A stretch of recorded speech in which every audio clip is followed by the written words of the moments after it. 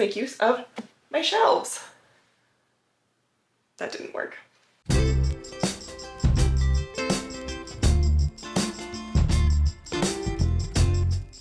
Hi friends, welcome back. I'm MC, a knit and crochet designer and yarn dyer from Connecticut, and you can find me on Instagram and Ravelry as Blame the Knots, on my website blamethenknots.com, and of course right here on YouTube where you can get to know me a little bit better.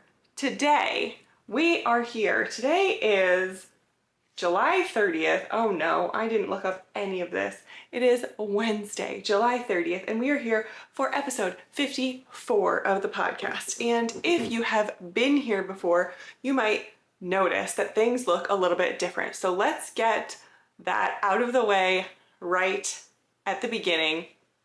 I am currently sitting in my new office, and I am sitting in front of my bookshelves, which are literally the only thing that has been put together so far in my new office. So I don't have a place to sit in here yet. I am sitting on the floor.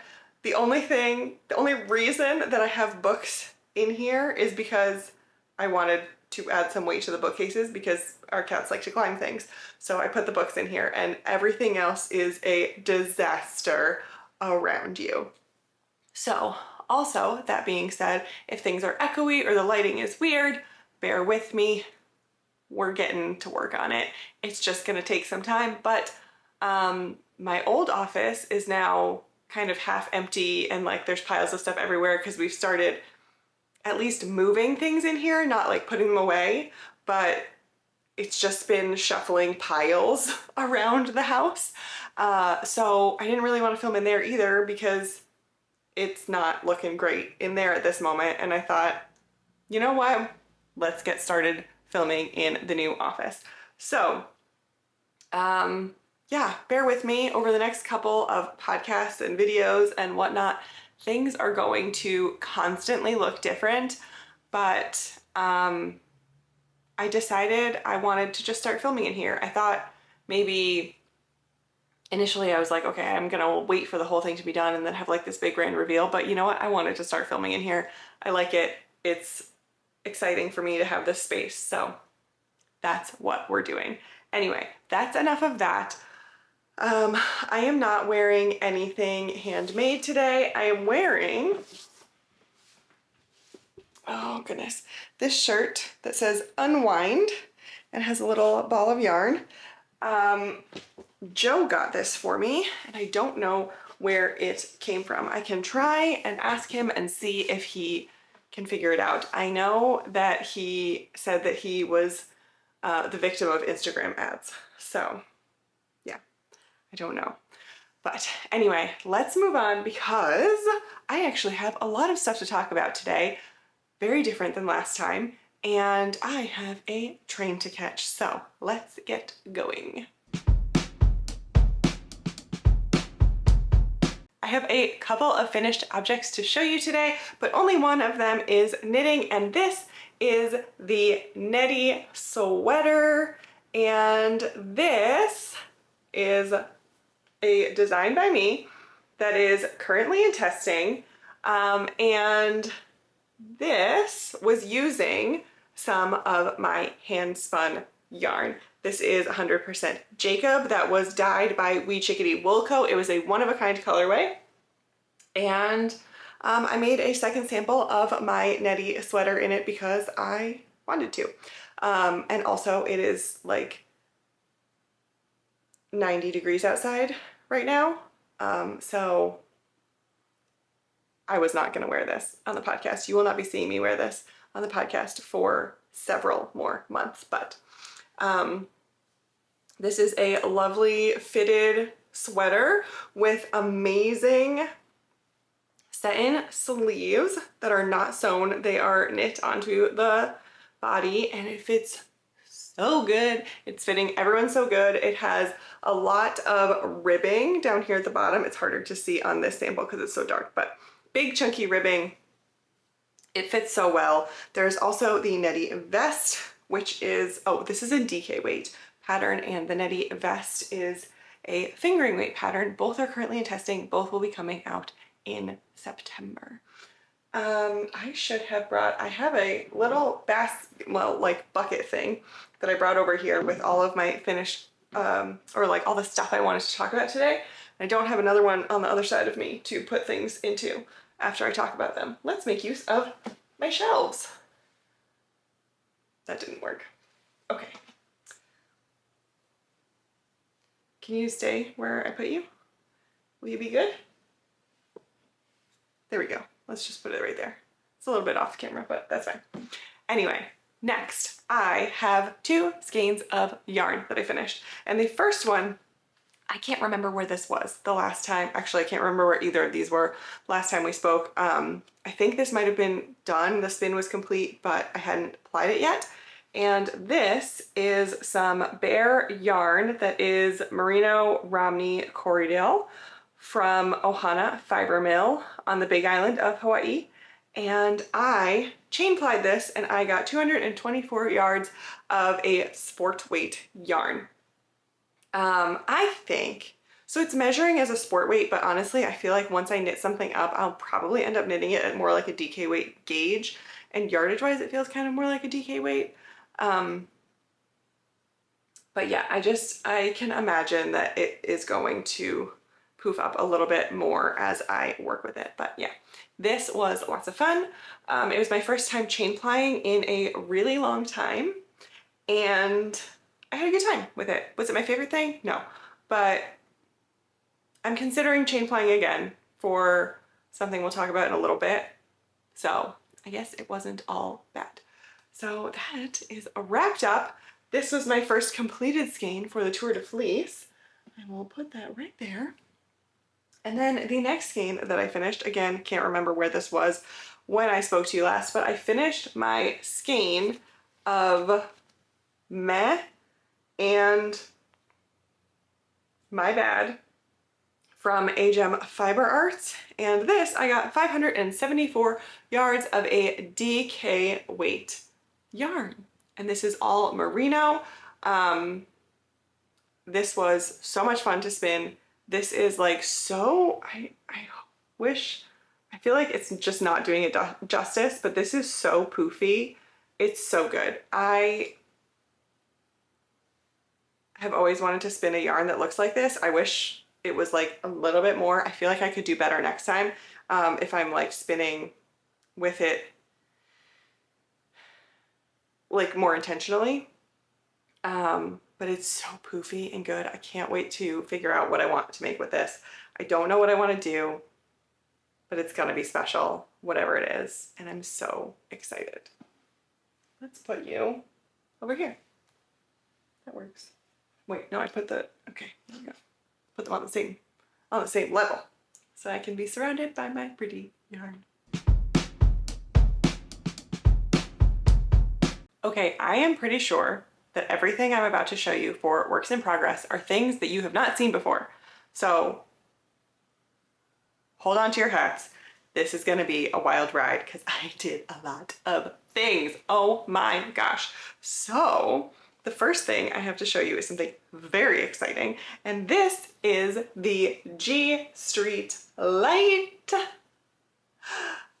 And I cannot wait to keep going. I have the entire body finished. I have the ribbing done at the bottom. I just have to connect this. I just wanted to try it on really quickly before I connected it, and I did, and it's perfect. This is in my colorway Newly Sharpened Pencils on my For Sure fingering base, and I love it. It fits so good. So good, so good, so good. This is a fingering weight version of the G Street sweater that released last, when did it release? I don't even know. Was it like February? Was it? I don't know. I don't know, and I don't have time to look it up right now. The G Street sweater is a DK weight pattern, and this is a fingering weight version of it. So I need to do the neckband. I'm hoping to get that started today, and then 2 sleeves. So this will actually be going into testing very soon. I think I am not going to have both sleeves done before I do a testing call, but I'm okay with that because I'm very confident in this pattern and it's all gonna be fine. Oh, sorry, my legs are getting a little bit sore sitting on the floor. So keep an eye out. I'm hoping to get this pattern to my tech editor later today and do a testing call really, really soon because I want to give people plenty of time for this to come out in October. By the way, this is in a beautiful sister bag that has oranges on it that I got in Sarasota, Florida at a yarn store that I forget the name of, but super cute. Then the next thing I have is the start of what I'm hoping will be my December pattern release. Ooh, it matches me today. And this is an unnamed boucle dress design, and I'm so excited for how this is working up. So this is using Don't Cry Shop Girl on my Bodacious boucle base, and this is Fiddlesticks on my Noda DK base. This just released in the Back in My Day collection a couple of weeks ago. So now you can get both of these colors on my website if you are liking how they are looking. And so this, I ran out of my first skein of boucle, so I decided to pick up the neckband and get that worked on. And then I think what I'm going to do actually next is pick up the sleeves. This has quite a bit of positive ease so far. I think I'm going to pick up the sleeves next so that as I'm going, I can really try this on and get like a really accurate fit for it. But I don't know if this will have that much work done on it before you see me next because I will be traveling a little bit in between filming this podcast and the next podcast, and I'm not planning on bringing this with me because I just feel like a boucle sweater dress thing at the beach is like not, it's too hot. It's too hot to be working on it outside. So yeah, I cannot wait to get more work done on that. And if you have an idea of a name for it, that would be really cool. Anyway, then I have just one final work in progress that's kind of finished-ish. If I wanted to, I could call it a finished object. But this is 3 bobbins of a spin that I did of Shetland. I got a Shetland fleece at Rhinebeck last year and split it with my friend Brie, and I took my half home. I hand processed it completely myself, scoured it, hand picked it, carded it, and made some bats. And then I spun this up and I love it. It's so good.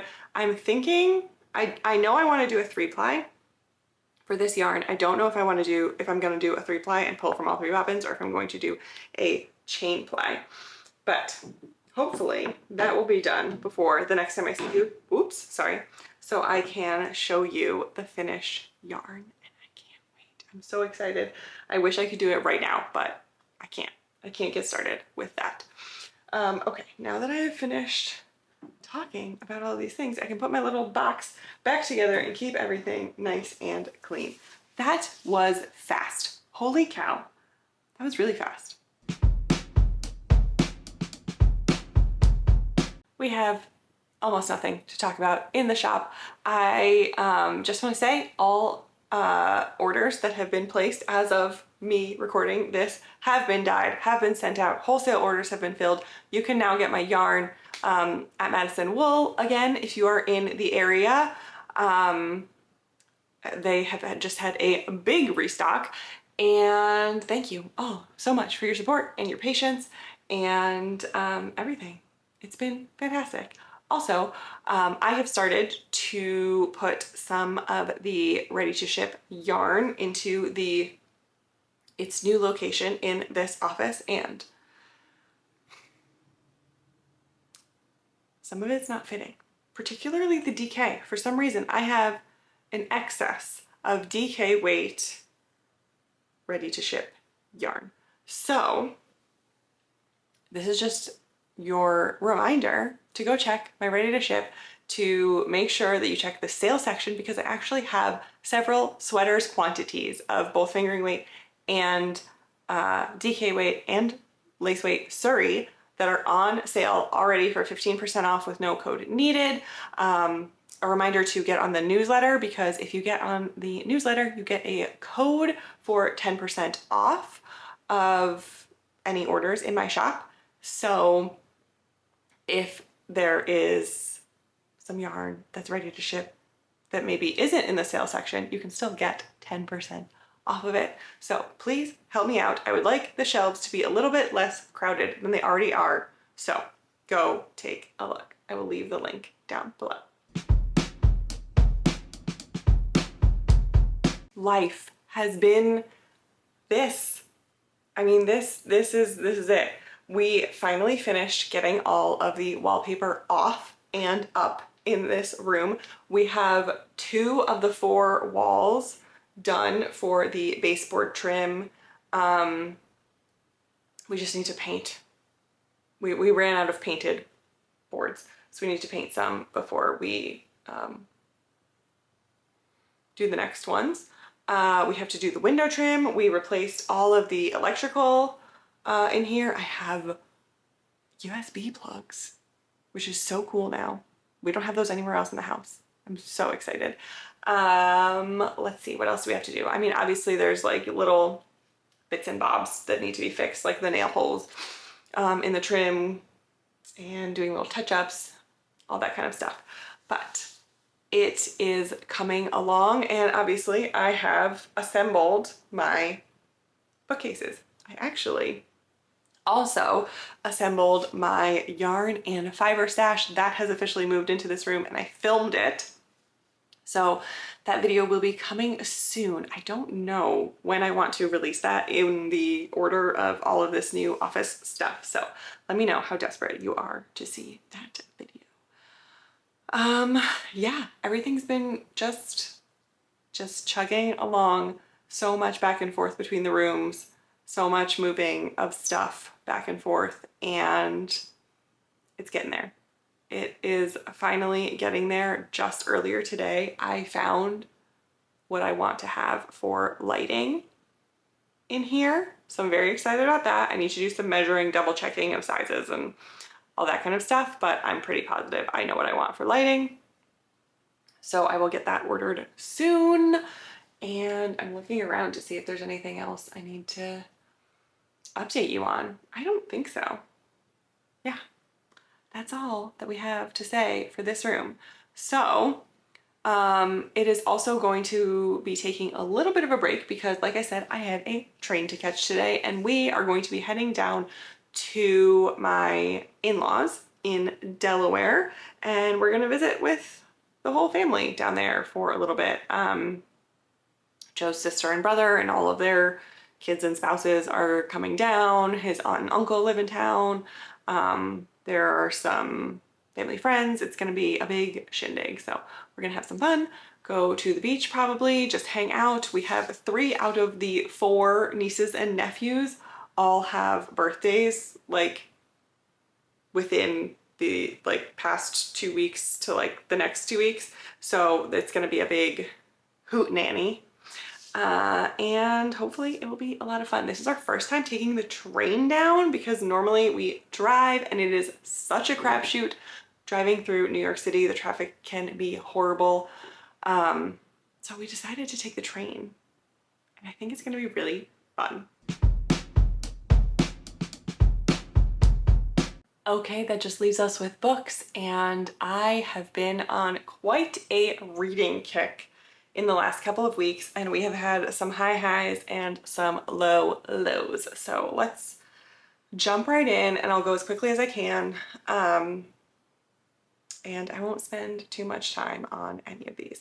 Firstly, I read Beautiful Ugly by Alice Feeney, and this was 5 stinking stars. Oh my gosh, Alice Feeney is so good. So good, so good.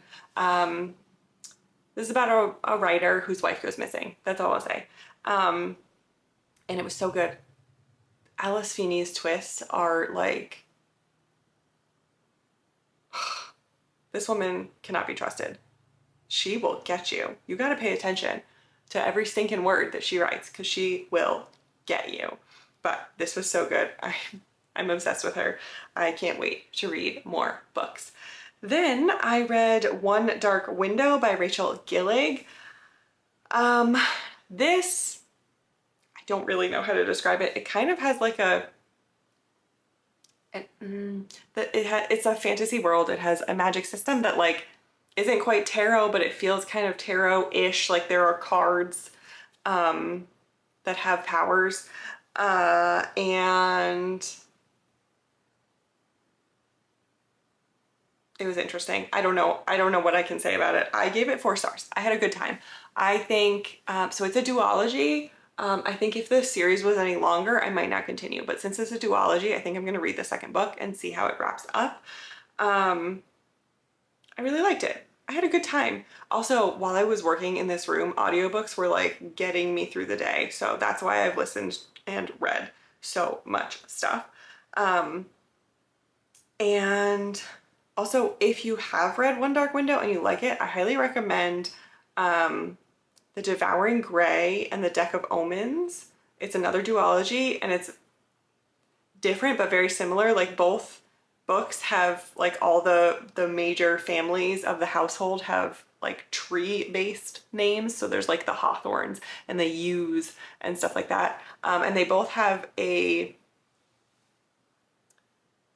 I don't know, the magic system is just interesting and I don't know how to explain it, but they just feel very similar. So if you liked one, definitely try the other. Next, I listened to The God of the Woods by Liz Moore. I gave this 3 stars, so we are just going downhill. I had a 5-star, a 4-star, now a 3-star. This is a mystery suspense kind of novel about a girl that goes missing in a camp in the 70s. There's a summer camp, she goes missing. And a few years earlier, her brother had gone missing as well. There's a lot of hype around this book. People really love it. And I thought it was just fine. It was well written and it was okay, which is why I gave it a 3. But I think it left a little bit to be desired with the whole, like, when you find out what is actually going on, and it kind of dragged. It was longer than it needed to be. It was fine, but not phenomenal. And then, keeping with our trend, I read The Perfect Couple by Ellen Hildebrand, and I gave it 2 stars. So just keep on going downhill. This is another mystery suspense novel. It's about a suspicious death that occurs at on the wedding weekend of some rich people on Nantucket. It was fine. Again, it was fine. The twistiness, it was silly and I didn't like it. Didn't like it at all. Also, if you have read this book, this is the only Ellen Hildebrand book I've read. I was not into it. I had no interest in reading this to begin with, and it was one I was supposed to read for a book club, so I knew that I wasn't going to like this book. But if you've read other Ellen Hildebrand books, please let me know. Does she always talk about millennials so much? Because in this book, she makes so many comments about millennials and not in like a haha kind of way. Like it starts to feel like, okay, why do you hate millennials so much, Ellen Hildebrand? Like, what the heck's going on? It was weird. 2 stars, not a fan. Then we had a moment of redemption, a light in the darkness. I read Nettle and Bone by T. Kingfisher, 5 stars, loved it. This is kind of a fairy tale, basically. I don't know if I don't think it's like a retelling of any kind of fairy tale, but it kind of is its own fairy tale. There's fairy godmothers and there is a princess on a quest, but it's definitely got some darkness, and it has Bone Dog. If you read this book, you know about Bone Dog. So fantastic, fantastic. If it was a series, I would read all of it, but it is a standalone, and therefore I will be grabbing more T. Kingfisher because I loved it. And then finally, I read Dengue Boy by Michelle Nieva, and this is a translated work. I believe the author's Argentinian. I probably should have looked that up beforehand. I'm sorry.